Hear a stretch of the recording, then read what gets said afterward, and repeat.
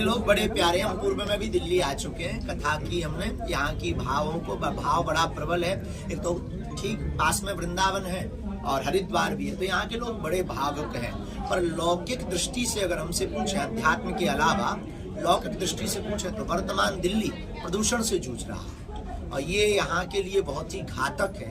तो दिल्ली के हम अपने सभी प्रियजनों को, देखो जो माने सो ठीक, साधु तो प्रार्थना कर सकता है, हम प्रार्थना करके यही कहेंगे कि कम से कम वाहनों का प्रयोग करें और कोशिश भर आसपास जो है कोशिश करें कि अपने बच्चों के मास्क लगाए रखें, ताकि किसी भी प्रकार की ऐसी कृत्य ना हो सके जिससे किसी को हानि या क्षति। महाराज जी, इसके लिए किसको जिम्मेदार मानते हैं? जिस तरीके से यहाँ प्रदूषण की आप बात कर रहे हैं, वर्तमान में बढ़ते हुए संसाधन और नजदीक पर ये फैक्ट्रियां, प्रदूषित जगह जगह कचरा डालना और कुछ जो बीच में सुनने को मिलता, हम सत्य असत्य कुछ कह नहीं सकते, सुनने को मिलता है कि कई बार आसपास के खेतों की फसल जला दी जाती, उसका धुआं भी आ जाता। तो ये कुल मिला जुला करके सब लोग जिम्मेदार, सबको इस पर कार्य करना। आपको लगता है कि जो यहाँ की जो सरकार है वो इसको रोकने में जो फेल साबित हो रही है, जिस तरीके से प्रदूषण बढ़ रहा है? हम किसी भी सरकार के पक्ष या विपक्ष में कभी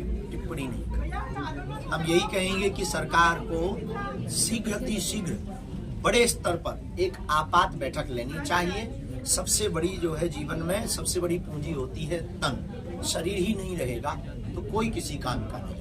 इसलिए सरकार को हम यही कहेंगे कि शीघ्र बड़ा ठोस कदम उठावे, कोई बहुत बड़ा कदम उठावे, ताकि दिल्ली का यह प्रदूषण शांत हो सके। हम प्रभु के चरणों में भी प्रार्थना करते, और अगर वो हमसे सुझाव पूछेंगे कि आप तो बागेश्वर वाले महाराज जी कोई उपाय बताओ, यज्ञ करवाएं, यज्ञ से जो है शुद्धि होती है, वायुमंडल शुद्ध होता है, यज्ञ करवाएं मंगल। पूरे राम भक्तों की ये जीत है, भारत में एवं देश विदेश में रहने वाले समस्त सनातनियों की जीत है।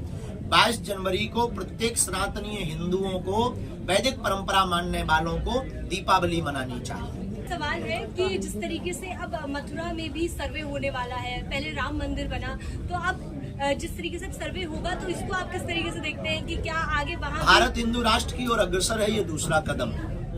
जहाँ नहीं खुदा वहाँ खुदे। महाराज जी, आपने कहा था ये रघुवर का देश है, बाबर का नहीं। हाँ, तो क्या गलत कहा था?